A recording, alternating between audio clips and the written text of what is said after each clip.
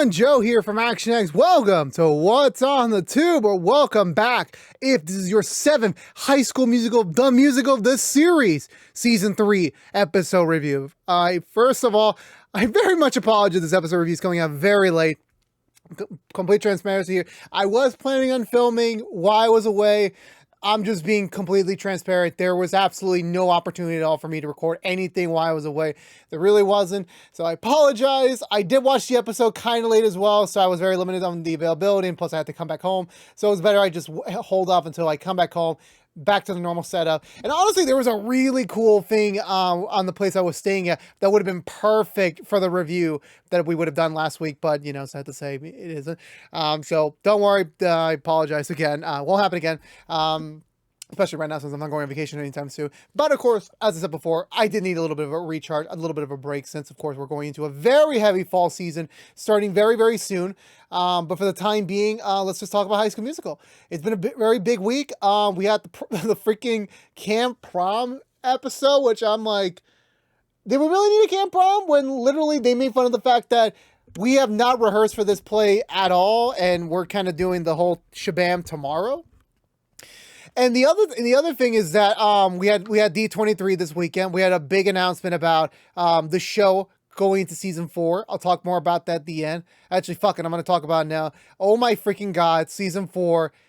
When we do the predictions video now next week, there's going to be so much to talk about. I'm just, my god, it's also a shame because I feel like they're going to eventually, now season 4 is going to be the final season, considering the way they're going to go out. I could be wrong, of course, with just everything going on with just the world right now and the landscape of TV. Every season of TV that you see nowadays, it could be the last one.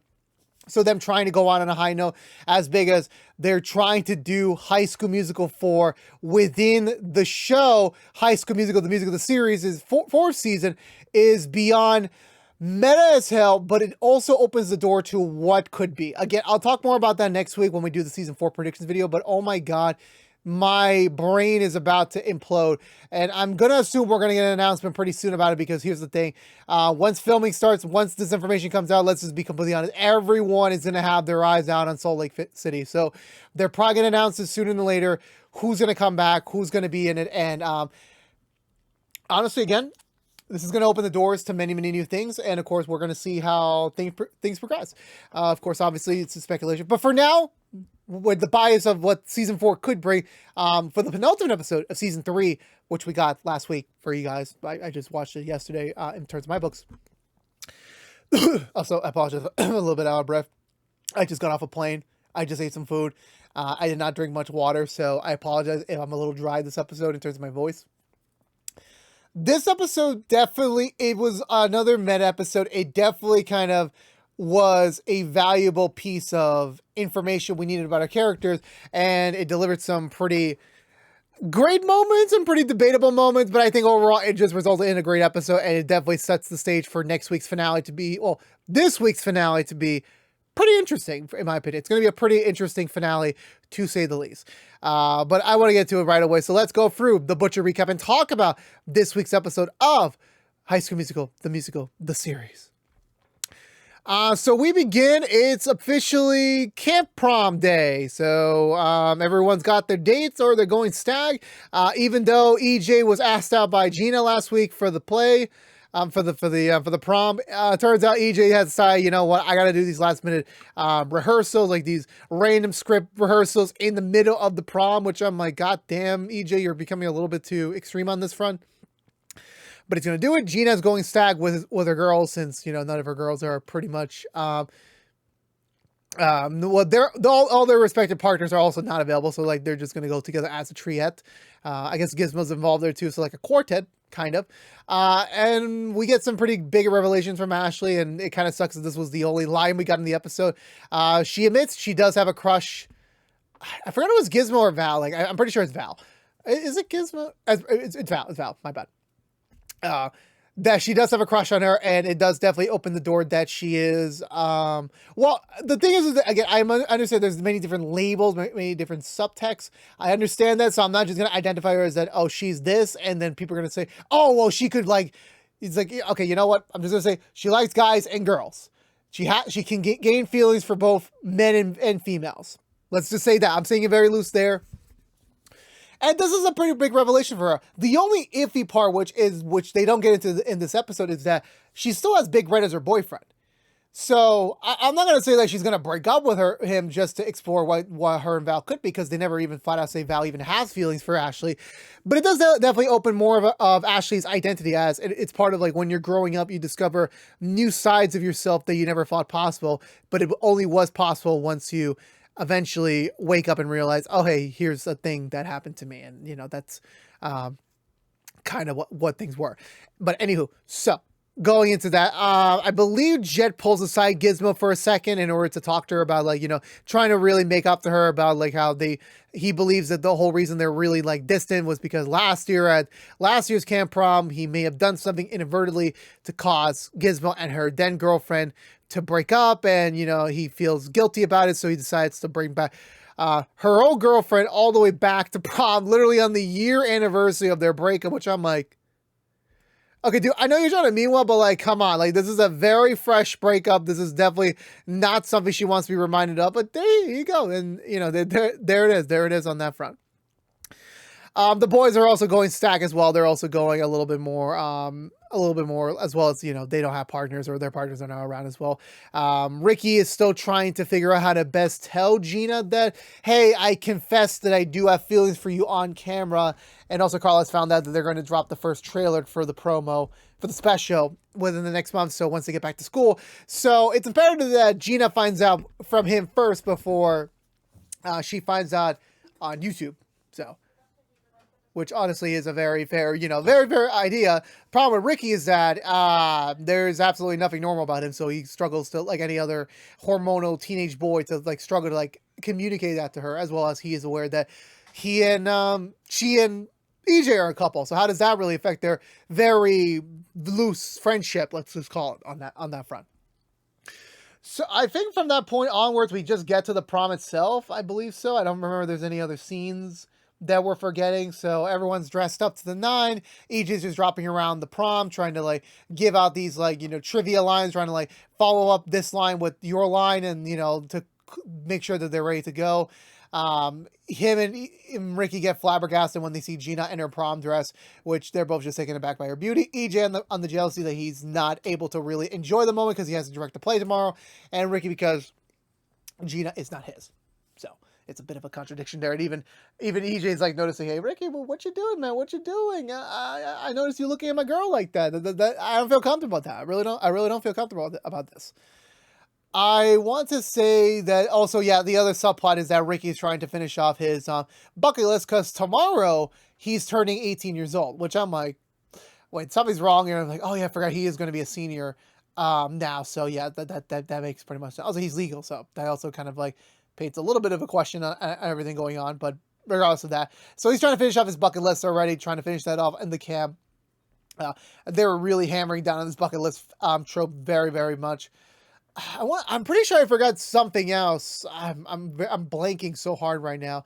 I know that eventually one of the things that they want to do is the guys want to like dunk water on them for some reason, and Carlos isn't feeling comfortable showing his body like that in front of everyone. Like, even though like he knows what everyone stands for, he's still a little bit uncomfortable about it. But to make up for it, Seb comes in, which honestly I was actually surprised. I thought Seb and Big Red were going to be saved for next week's episode, or the next episode, for showing up for the big play. So I guess he's here too, which is also sweet for them to like be back together after a whole season away. And it does make sense that they would be back together, since you never want to keep away. Like, obviously this was a very much of an experimental season, trying to like kind of bring in new people and see what works, and then kind of like can join them back together when we come back next time.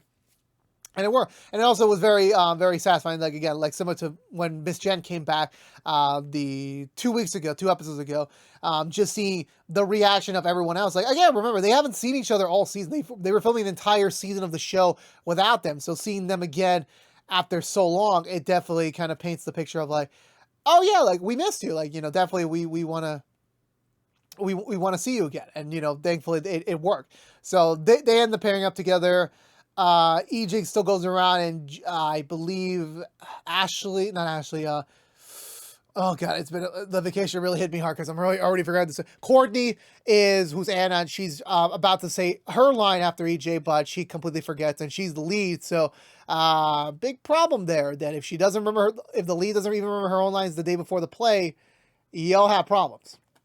So she's now really worried. She's like concerned, like, what does she do now? Because like, everyone's like looking up on her, and she's trying to figure out, what do I do? Like, obviously it's a whole day before the play. Like, what do you do? Again, you should not be focusing on a camp prom the day before a big freaking play that's going to define maybe your future careers as in this profession. So, but okay, it is what it is. Have teenage fun. Like, try to enjoy it, but even by so, eventually I do know like they just have a good dance montage that I forgot Gizmo and her girlfriend kind of like really see eye to eye to things that it's burying in the past, but also keeping the future optimistic that they could get back together. But it's definitely something that's going to take much of a slow burn than a fast recover. But which is smart. It's been a whole year apart. Like you don't want to jump into something without knowing 100% for sure.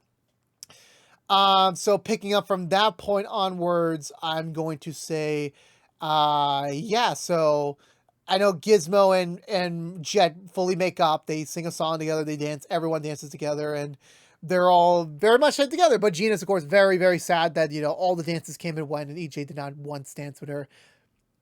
And she goes to talk to EJ privately about just, the day. And, EJ's like, you're trying to convince her, like, look, I'm only doing this because eventually our future is going to be like this. So don't worry about this. This is one more day and then we can actually get the summer we want. But Gina's like, no, I don't want this anymore because if this is what, we're already too far apart. And I honestly made this comparison in my real life circumstance with a friend of mine.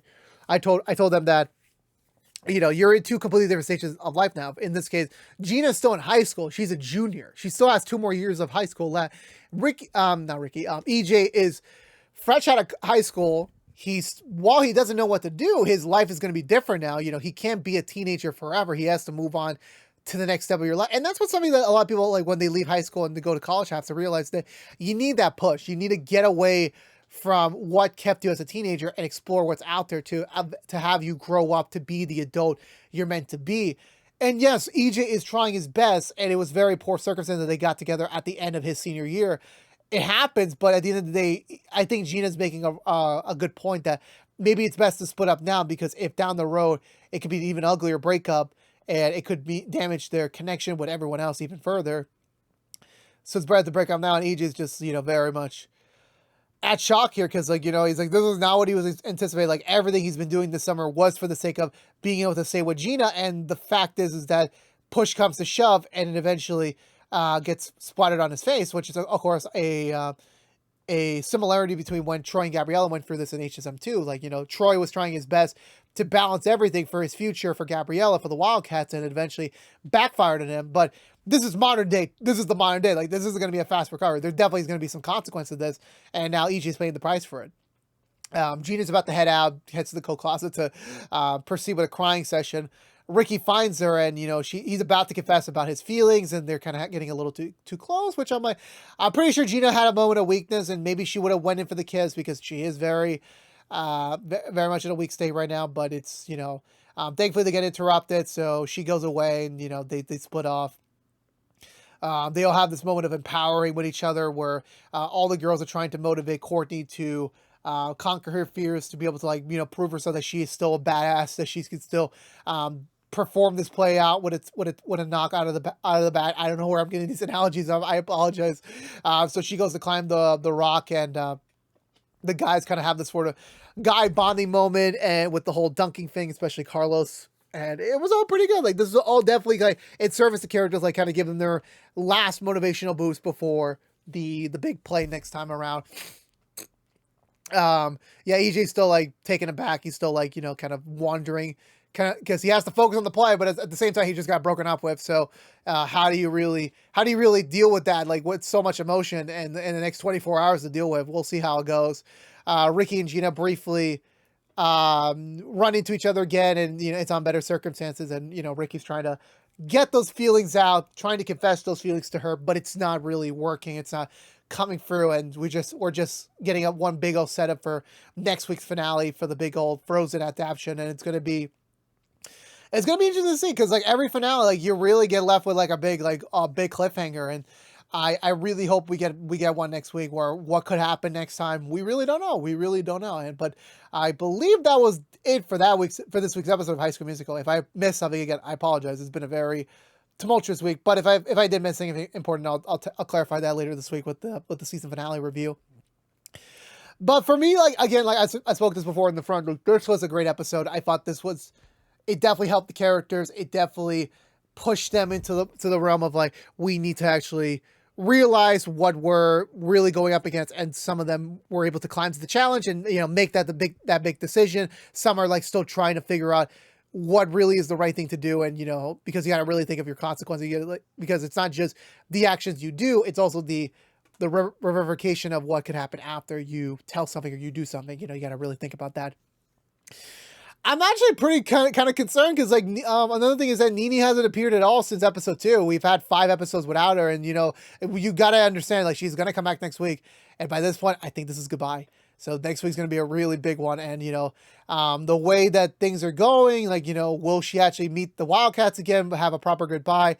I don't think so, but, you know, at the end of the day, anything can happen with the show, especially what they're doing next season. I'm like, listen, if you could pull that off, anything is possible. But, you know, it's always I can't wait. I can't wait to see what they're going to pull out of their hats next, and I can't wait to see how next week's episode is going to go. But for this week, I think they did a very solid job giving us enough teases, enough directions to, like, really set the game up for, like, a really interesting finale. I think the most interesting we got of the show so far. And it definitely kind of, you know, makes you want to see the episode already, but also makes you want to see what they're going to do next. And, you know, because that's a great side of a great show. Like, you know, when they talk about it and when you get so hyped for the next season that you can't really, you really can't wait for it. And, you know, that honestly it's something that I'm really excited for. I think HSM season 4 is going to be probably my most anticipated season for the next year, because I really want to see what they're going to do. And we're going to get news about it soon. So I can't wait for all that. I really can't wait. But overall, for me, this episode was great. I definitely think they set up everything they need to do, and definitely kept things interesting enough to kind of really keep you guessing on what they're going to do next. And, you know, honestly, a couple things, like, if they do at the end of the day, like, we'll see how it goes. Next week's going to be the real testament and how they're going to take the story and the characters and their relationships going. But hopefully it'll be for the best of the story, and it'll be something that will give us what we want, but also give us what we don't want, but in a good way. But so with that being said, I'm going to give this episode 2 thumbs up. Once again, really enjoyed it. Let me know in the comments below. What did you think of this week's episode of HSMTMTS? Let's start the conversation down below. Again, I apologize if I sounded really dry this week. I'm really tired. But if you're unaware, this has been What's the Two from ActionX, reviewing every episode in the 3rd season of HSMTMTS. If you want to know what we're doing normally and What's the Two besides those reviews, we're currently doing DC Stargirl Season 3 episode reviews each and every week after brand new episodes on the CW. So go check them out there. If you don't care about High School Musical, you're in luck. This week, we will have our finale review for the season 3 finale review. Afterwards, next week, we'll be doing the season 4 predictions video. Again, that's going to be a big one. And then after that, we'll be doing a season 3 review, non-spoilers edition. So we still got some HSM content to go. So don't worry, stick with us. We got a lot to talk about. But again, this has been What's the Two from ActionX. Please subscribe to us on youtube.com/ActionX videos. Ring that bell for notification when our next episode review is live. Please also like, favorite, share of this review if you want to, as well as follow us on social media to stay up to date with any sort of updates we may have for either of our channels. But until then, for all you Wildcats out there, I'll see y'all later this week for the finale. But until then, stay safe out there, be good to each other, and as always,